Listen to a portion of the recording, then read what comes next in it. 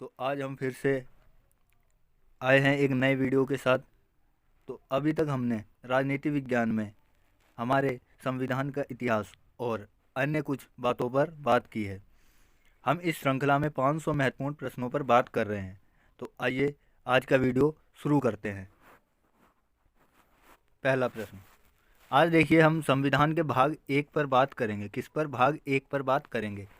ठीक है, तो देखते हैं पहला प्रश्न। भारतीय संविधान में भारत को किस तरह से वर्णित किया गया है?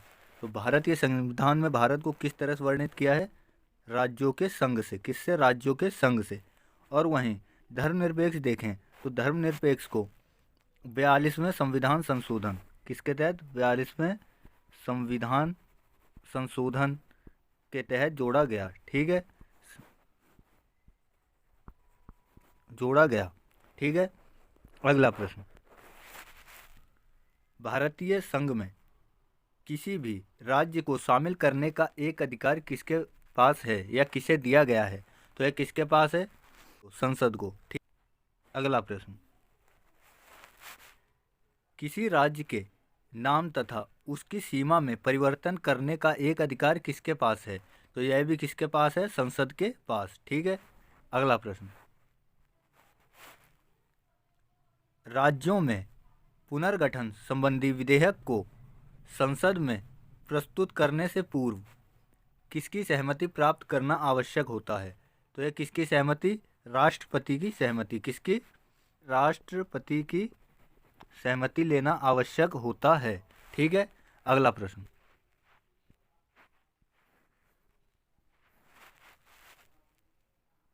किसने देशी रियासतों को भारतीय संघ का अंग बनाने में सबसे अहम भूमिका निभाई? तो वह कौन थे? सरदार वल्लभ भाई पटेल। कौन? वल्लभ भाई पटेल। ठीक है, अगला प्रश्न। मूल संविधान में राज्यों को कितने वर्गों में रखा गया है?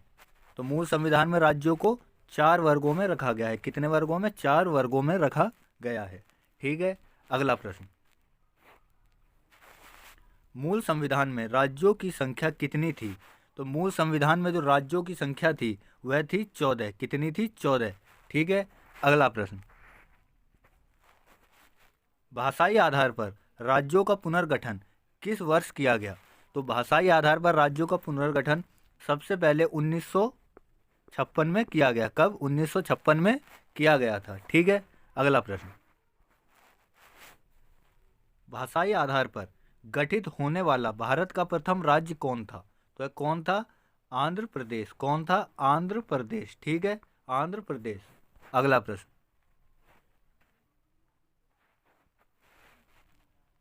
मूल संविधान में राज्यों को 4 अलग अलग प्रवर्गों में समाप्त करने के लिए किस आयोग को बनाया गया था? तो इसके लिए कौन सा आयोग बना था?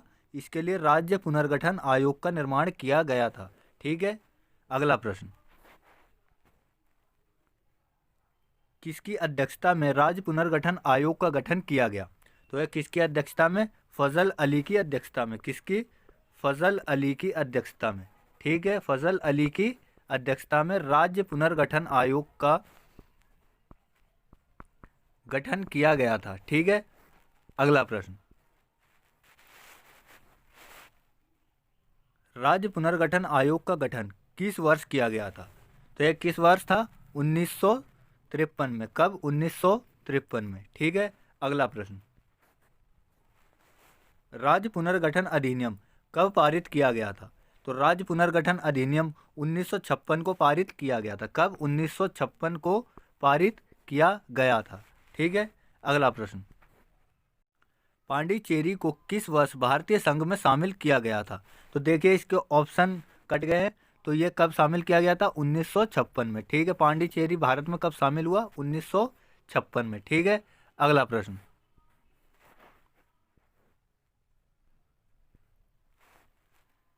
सिक्किम को किस वर्ष भारतीय संघ में शामिल किया गया था? तो सिक्किम को 1974 में। कब? 1974 में भारतीय संघ में शामिल किया गया था। ठीक है, अगला प्रश्न। सिक्किम को किस संवैधानिक संशोधन के अंतर्गत राज्य का दर्जा दिया गया? तो किसके तहत? 36वें संविधान संशोधन के तहत। किसके तहत? 36वें संविधान संशोधन के तहत। ठीक है, अगला प्रश्न, किस वर्ष सिक्किम को राज्य का दर्जा दिया गया? तो सिक्किम को 1975 में राज्य का दर्जा दिया गया। ठीक है, लेकिन 1974 को यह भारतीय संघ में शामिल हो चुका था और राज्य का दर्जा देने में 1 वर्ष का समय लग गया। ठीक है, तो 1975 में राज्य का दर्जा मिला। अगला प्रश्न, किस आयोग की अनुशंसा पर पंजाब पुनर्गठन अधिनियम द्वारा पंजाब और हरियाणा को अलग राज्य बनाया गया? तो ये किसकी अनुशंसा पर? धर आयोग की अनुशंसा पर। किसकी? धर आयोग की अनुशंसा पर। ठीक है, धर आयोग की अनुशंसा पर पंजाब और हरियाणा 2 अलग राज्य बन के आए। ठीक है, अगला प्रश्न,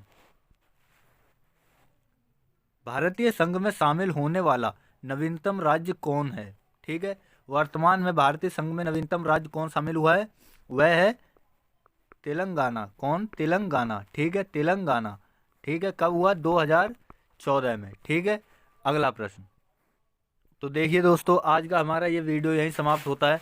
आज हमने 19 महत्वपूर्ण प्रश्नों पर बात की जो कि संविधान के भाग 1 से संबंधित थे। ठीक है, सारे के सारे प्रश्न किससे? भाग 1 से संबंधित थे।